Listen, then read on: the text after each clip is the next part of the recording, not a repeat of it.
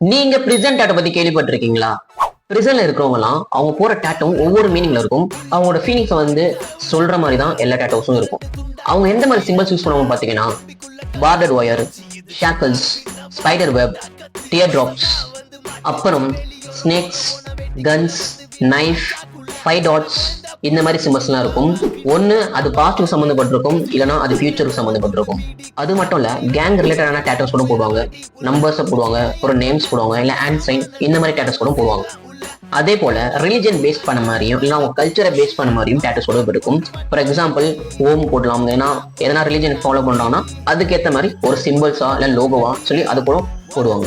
அப்புறம் memorable tattoos போடுவாங்க. அவங்களுக்கு பிடிச்ச ஃபேமிலி மெம்பர்ஸ், அவங்க ஃப்ரெண்ட்ஸ், ஏன்னா அவங்க யாருன்னா மிஸ் பண்றாங்கன்னா அவங்க நேமை கூட டேட்டோவா பண்ண ஆரம்பிப்பாங்க. இந்த டேட்டோஸ்ல எதுல பண்ணுவாங்க பாத்தீங்கன்னா, சேஃப்டி பின்னு, சின்ன நீடலு, ஊசியை வச்சும் பண்ணுவாங்க.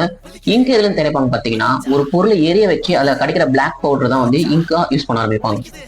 ஸோ இந்த டேட்டோ ஸ்டைல வந்து இப்பதான் பாக்குறீங்கன்னா உங்க டேட்டோ போற ஃப்ரெண்டுக்கு இந்த வீடியோ ஷேர் பண்ணுங்க. தேங்க்யூ.